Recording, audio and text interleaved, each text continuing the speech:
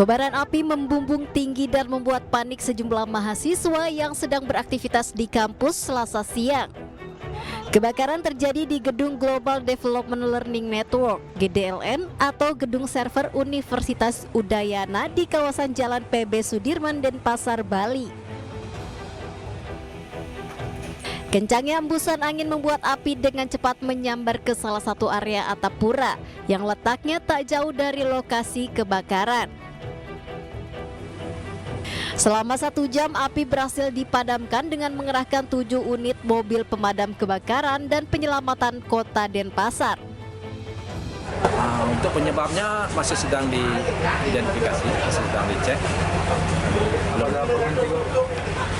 Sampai saat ini teman-teman masih ada di dalam ruangan sambil pendinginan juga sambil mengecek kondisi di dalam. Penyebab kebakaran masih dalam penyelidikan pihak kepolisian, sedangkan akibat peristiwa ini kerugian diperkirakan mencapai ratusan juta rupiah. Dari Denpasar, Indira Ari, iNews melaporkan. Kita awali iNews sore hari ini dengan informasi eksekusi rumah di Komplek Bea Cukai Jatipulo, Palmerah, Jakarta berlangsung ricuh. Eksekusi dilakukan terhadap rumah pensiunan pegawai Bea Cukai.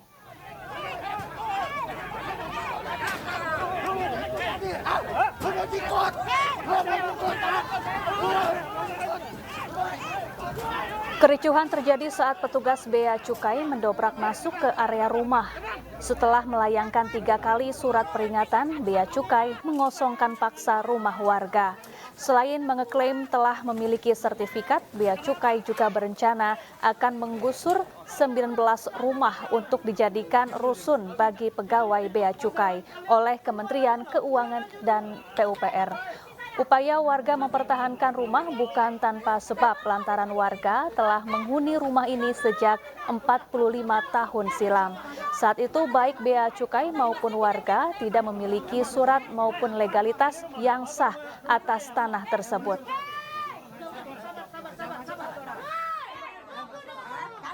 Dinas ini kan diperuntukkan untuk pejabat atau pegawai yang aktif, dan yang menghuni di sini sebagian besar memang anak atau keturunan dari pegawai aktif, sehingga memang secara ketentuan mereka tidak berhak. Nah, upaya yang sudah dilakukan sekali lagi sudah cukup panjang, dan ini adalah penertiban yang kedua. Pemirsa, sebuah mobil pemadam kebakaran di Majalengka, Jawa Barat dihalang-halangi oleh mobil berplat merah. Padahal mobil damkar itu sedang bergegas menuju lokasi kebakaran di Majalengka, Jawa Barat.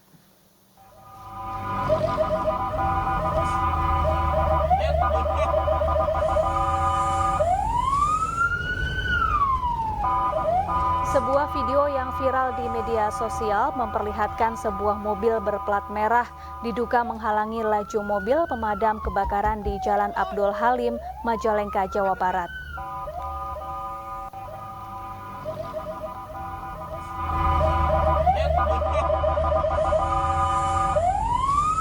Mobil damkar ini tengah bergegas menuju lokasi kebakaran. Petugas damkar juga sudah membunyikan sirine dan klakson, namun tidak direspon. Setelah beberapa saat barulah mobil berplat merah ini memberi jalan kepada mobil damkar.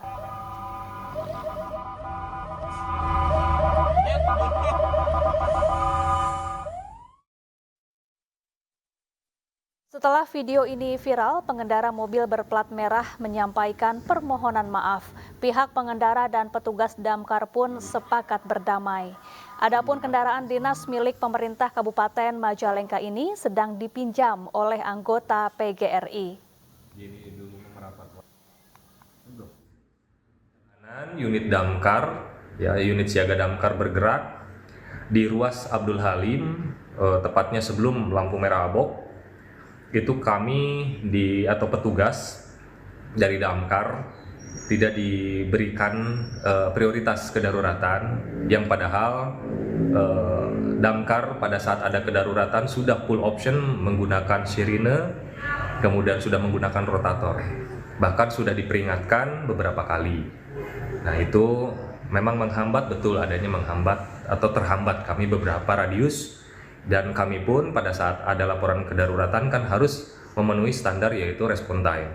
Kita beralih ke informasi lain pemirsa, pertemuan 5 tokoh muda Nahdlatul Ulama dengan Presiden Israel berbuntut panjang. Selain terancam sanksi dari PBNU, pertemuan itu juga mendapat reaksi dari Presiden Joko Widodo.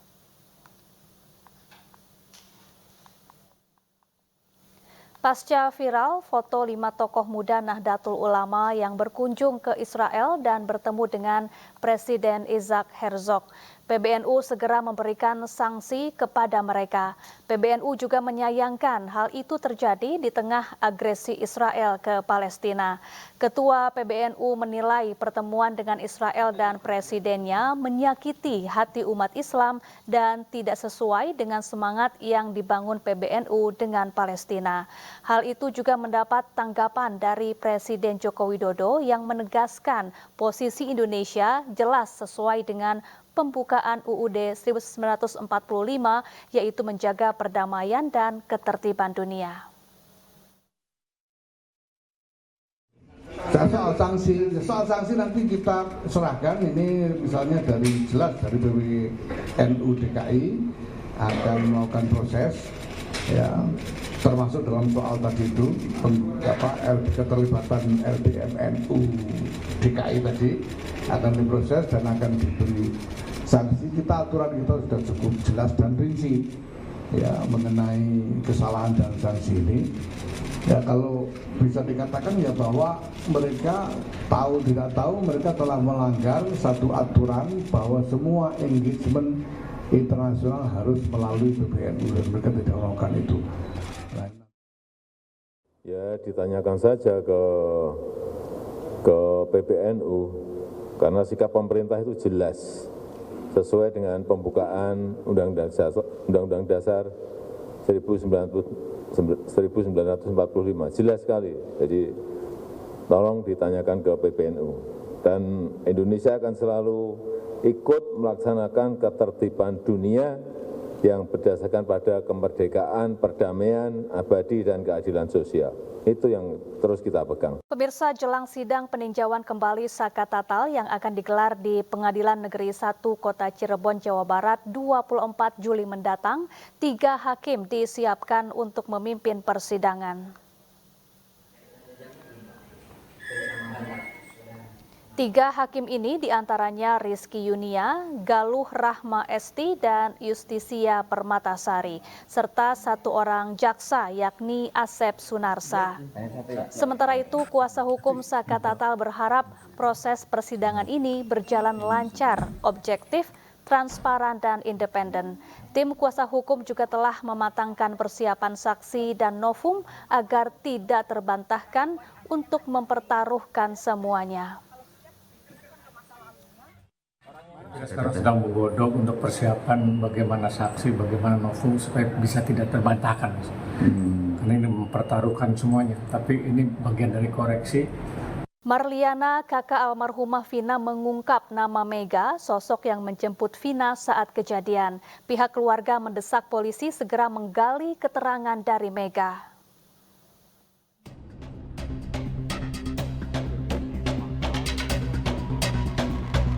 Keluarga Vina di Cirebon, Jawa Barat membeberkan fakta baru yang selama ini belum diungkap.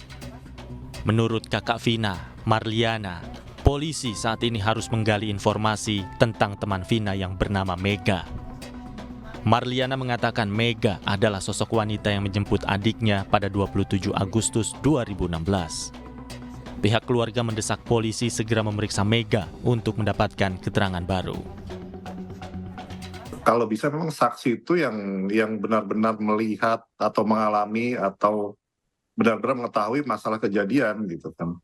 Jadi seperti saksi yang tadi saya sebutkan yang memang belum pernah sama sekali diperiksa, saudari Mega itu kan bisa dijadikan saksi, petunjuk baru yang memang sama sekali belum pernah dipanggil gitu kan. Jadi kita berharap saksi-saksi yang benar-benar bisa dipertanggungjawabkan perkataannya, tidak asal bunyi.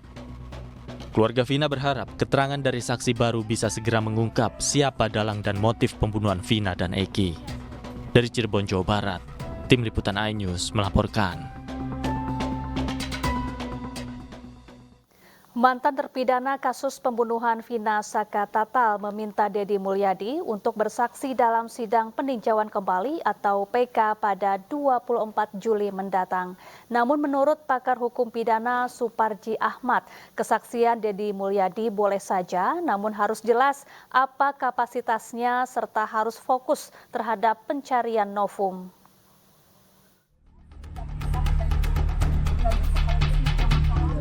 Mantan terpidana kasus pembunuhan Vina dan Eki Saka-Tatal meminta Deddy Mulyadi untuk bersaksi dalam sidang peninjauan kembali atau PK pada 24 Juli mendatang. Saka-Tatal didampingi tim kuasa hukumnya mendatangi kediaman Deddy Mulyadi di Subang, Jawa Barat. Kuasa hukum berharap keterangan Deddy Mulyadi yang telah membuka fakta serta bertemu dengan para saksi bisa menjadi novum atau bukti baru di persidangan. Namun menurut pakar hukum pidana Suparji Ahmad, kesaksian Deddy Mulyadi boleh saja dihadirkan, namun harus jelas relevansinya dan apa kapasitasnya jika tidak fokus terhadap pencarian novum. Karena dia yang mengalami secara langsung, yang melakukan secara langsung. Maka untuk itu, saya kira menjadi pertanyaan besar adalah apa relevansi, apa kemudian kapasitas menghadirkan saksi tertentu. Kalau seandainya tidak fokus pada proses pencarian novum tadi itu. Beda ya konteksnya, memang betul-betul pada kejadian itu ada di tempatnya, kemudian mendengarkan secara langsung, dan kemudian memenuhi kriteria itu. Kalau mohon maaf saja, bisa dia dicek kapasitas keberadaan yang bersangkutan ketika 2016 pada waktu itu. Tetapi sekali lagi tentunya dihormati upaya pencarian keadilan, karena tentunya itu ada cara-cara yang memperhatikan aspek substansi, prosedur maupun kemenangan sehingga sesuai dengan tujuan yang diharapkan. Suparji Ahmad menambahkan, seluruh upaya pencarian keadilan dalam kasus pembunuhan Vina dan Eki ini harus dihormati. Karena menjadikan Deddy Mulyadi sebagai saksi di sidang peninjauan kembali tersebut merupakan sebuah upaya pencarian keadilan atas Saka-Tatal. Tim Liputan iNews melaporkan. Sementara itu, para terpidana kasus Vina Cirebon terus melawan dengan menyiapkan sejumlah bukti baru atau novum untuk mengajukan peninjauan kembali ke Mahkamah Agung. Kuasa hukum para terpidana juga kembali melaporkan seorang saksi ke Bareskrim Polri.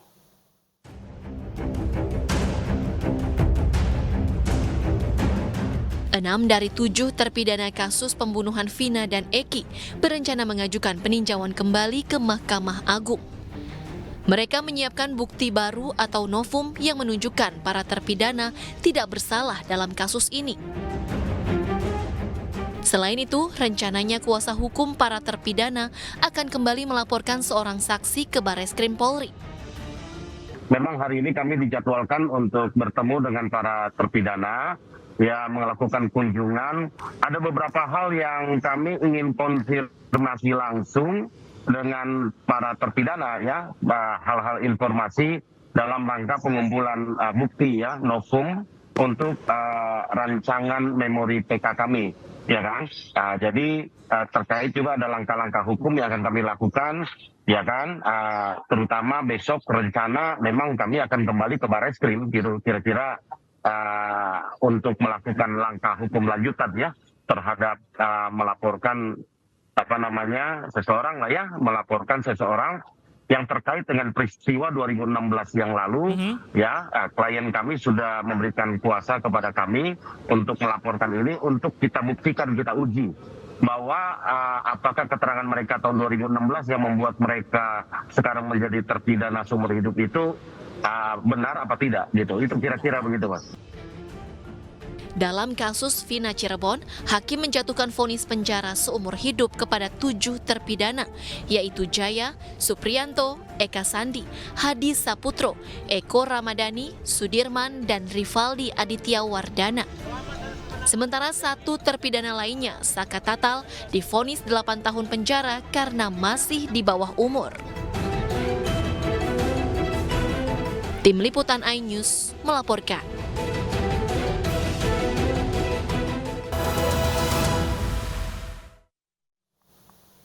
Pemirsa, dikabulkannya pra-peradilan Peggy Setiawan memancing reaksi berbagai pihak. Selain hasil pra-peradilan yang digunakan untuk novum PK para terpidana, kemenangan Peggy juga membuat Polda Jawa Barat mengevaluasi penyidik yang menangani kasus pembunuhan Vina dan Eki. Bahkan kepada termohon untuk melepaskan pemohon dari tahanan.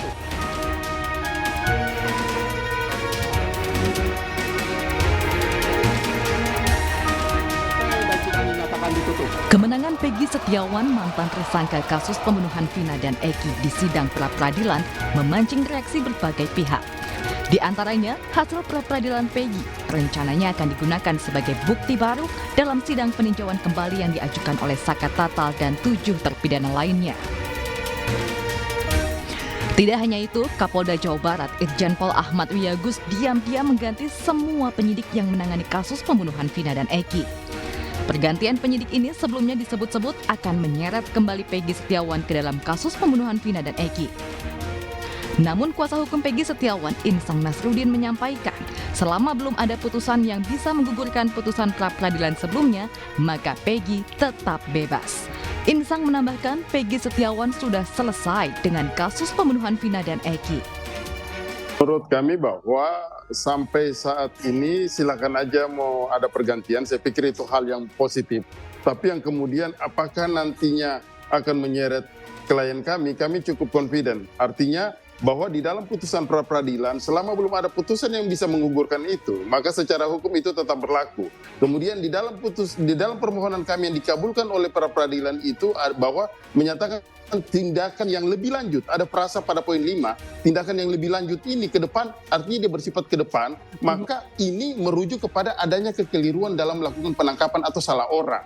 Jadi kalau nanti akan dikaitkan apakah Peggy Setiawan nanti lagi akan mau ditarik, menurut saya itu kayak rasa-rasanya kayaknya terlalu jauh, dan menurut saya Peggy Setiawan klien kami sudah clear and clean dalam persoalan ini.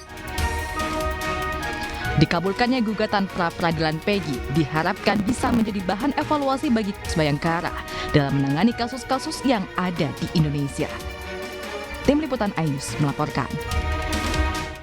Ya, Kabareskrim Polri Komjen Pol Wahyu Widada menyatakan pihaknya tengah mengevaluasi penyidikan kasus kematian Vina. Bareskrim turut melibatkan Divisi Profesi dan Pengamanan atau Propam dan Inspektorat Pengawasan Umum atau Itwasum Polri untuk mengevaluasi penyidik yang menangani kasus pembunuhan Vina dan Eki.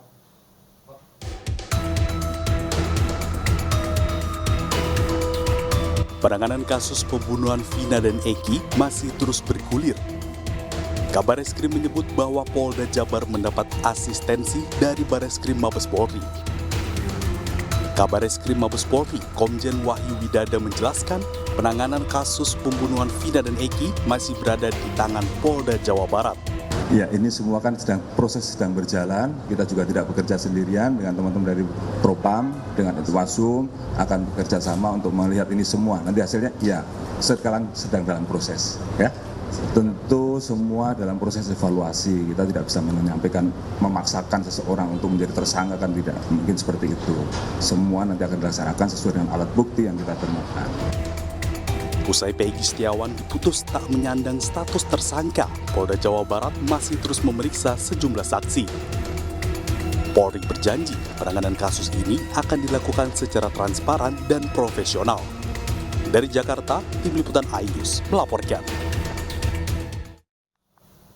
Ya, Kabareskrim Polri tengah mengevaluasi penyidikan kasus kematian Vina. Bareskrim juga disebut-sebut telah mengganti penyidik untuk menyelidiki kasus Vina. Lalu apa yang akan terjadi terhadap rencana PK Saka Tatal serta 7 terpidana lainnya? Dan untuk membahas informasi selengkapnya, kami telah terhubung dengan penasehat ahli Kapolri Arianto Sutadi. Selamat malam Pak Arianto, apa kabar? Halo, selamat malam Pak Arianto. Ya, Pak Arianto sepertinya baik. Baik. Oke, Pak Arianto, sejauh ini bagaimana proses asistensi yang dilakukan oleh Mabes Polri terhadap penyelidikan kasus Vina di Polda Jawa Barat dan apa hasil evaluasinya?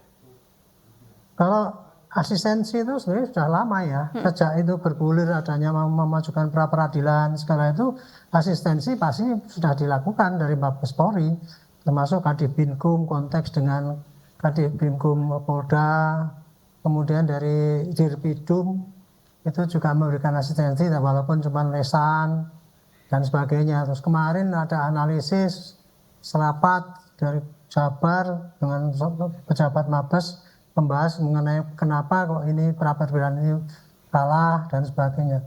Jadi kalau asistensi itu udah lama ya. Baik, tapi kalau mengenai masalah pergantian penyidik ya, saya dengar ya udah 3 minggu yang lalu itu ketika saya mau bicara di TV, saya tanya dengan Kapolda Jabar. Kapolda Jabar mengatakan bahwa ya Pak, ini penyidik ini kita ganti semua Pak, karena yang dulu kan sudah dianggap sudah nggak murni gitu, makanya sekarang kita ganti penyidik yang baru. Itu 3 minggu yang lalu loh ya. Nggak tahu kalau kemudian sekarang ada berita tambah penyidiknya diganti lagi. Kemarin saya tanyakan pada Kadif Humas Polda, nggak ada itu berita itu. Gitu. Kalau untuk penggantian penyidik ya. Oke, baik Pak Arianto, dari proses asistensi yang sudah berlangsung sejauh ini, apa saja evaluasi yang bisa disimpulkan terhadap jalannya proses penyelidikan, dan sebetulnya apa saja kendala yang mungkin dihadapi oleh rekan-rekan penyidik Polda Jawa Barat selama ini, Pak Arianto? Kalau untuk penyelidikan yang awal ya, Vina itu apakah ada kesulitan apa tidak? Selama ini saya nggak begitu pasti itu apa yang didalami. Karena menurut saya putusan pengadilan yang dulu itu sebelum itu dibatalkan, itu tidak akan dianggap sebagai suatu penyelidikan yang keliru. Sekarang ini kan yang bilang keliru kan karena bermunculannya para saksi-saksi yang banyak itu. Seakan-akan tindakan yang dulu itu kontroversial. Seakan-akan tindakan dulu itu tidak scientific crime investigation dan sebagainya. Tetapi selama putusan 2016 itu belum dibatalkan, ya kemarin itu evaluasinya ya kepada kekalahan waktu pra-peradilan si Peggy itu saja, terbatas itu. Makanya kalau estimate saya ya, kalau mau menyangkal putusan yang bahwa itu penyidik itu keliru, ya itu PK itu. Saya senang itu mereka para korban yang merasa tidak diperlakukan dengan adil itu mengajukan PK. Itu jalan yang benar gitu ya. Jadi bukti-bukti yang ada dikumpulkan, saksi-saksi yang ada kumpulkan, jadilah novum untuk melawan putusan yang dulu itu bahwa putusan itu tidak adil.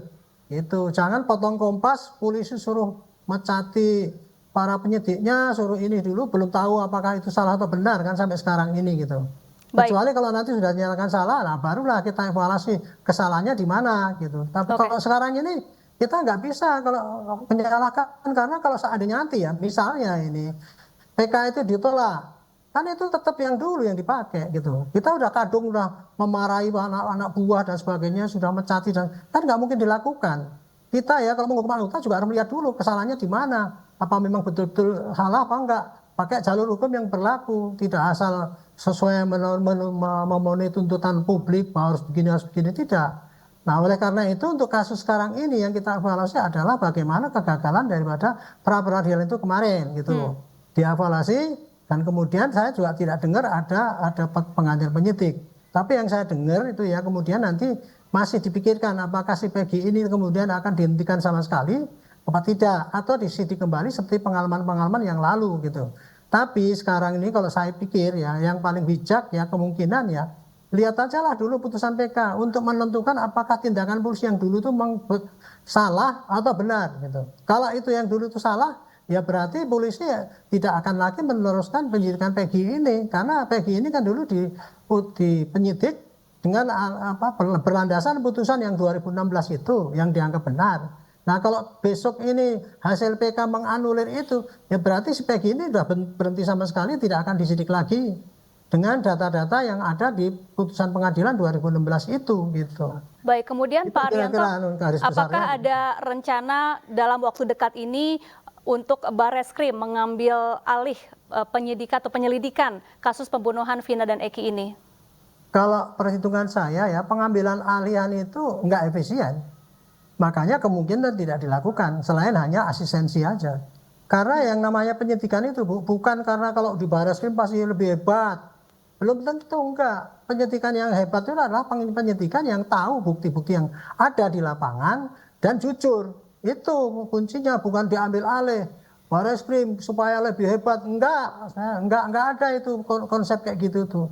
Penyidik yang lebih hebat itu adalah penyidik yang berpengalaman dan tahu masalahnya dan jujur. Itu yang lebih hebat untuk bisa menyelesaikan perkara yang sekarang ini ditanda-tanyakan oleh masyarakat itu gitu. Baik. Itu pemikiran saya ya, nggak tahu kalau Barreskrim berpikir lain saya.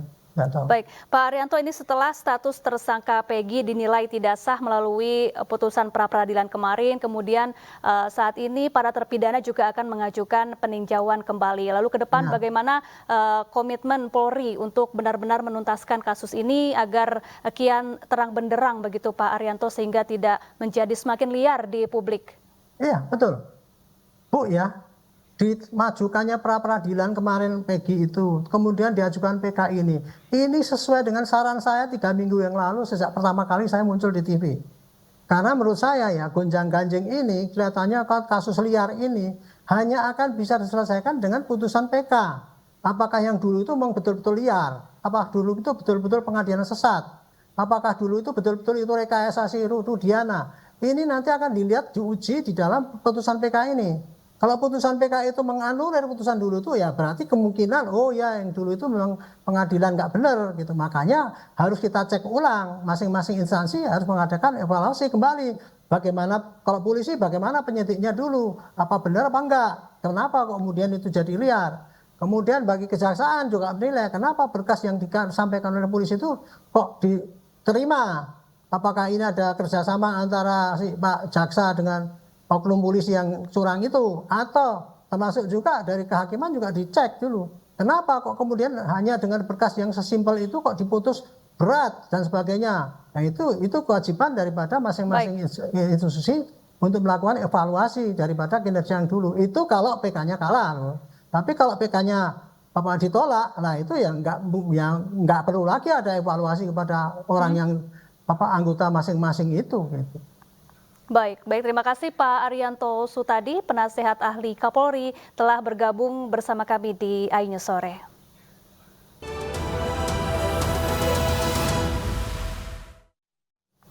Pemirsa, Presiden Joko Widodo mengungkap alasan mundurnya rencana berkantor di Ibu Kota Nusantara. Presiden menyebut faktor cuaca menjadi salah satu penyebab progres pembangunan memakan waktu. Baru disiapin, ya kan?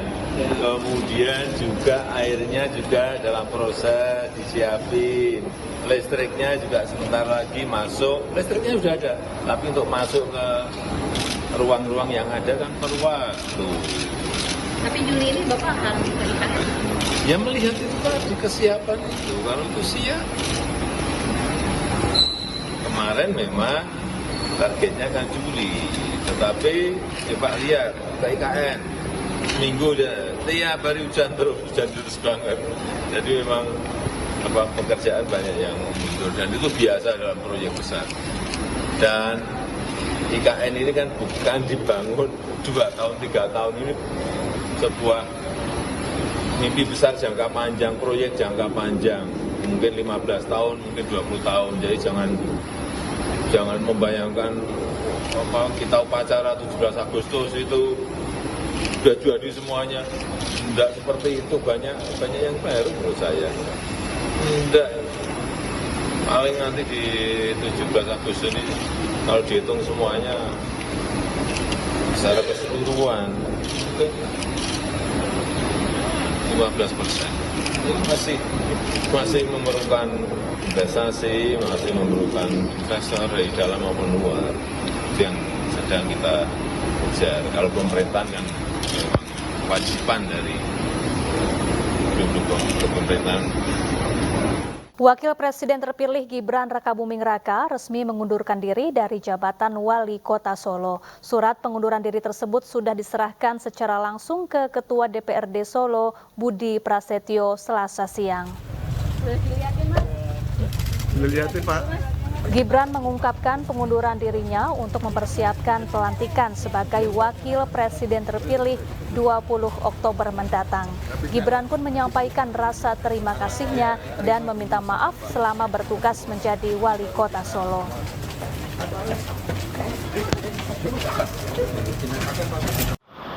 Surat pengunduran diri kepada Bapak Ketua DPRD Kota Surakarta dan untuk selanjutnya agar diproses Pemirsa, Bareskrim Polri mengungkap kasus scam online atau penipuan daring jaringan internasional dengan total kerugian 1,5 triliun rupiah.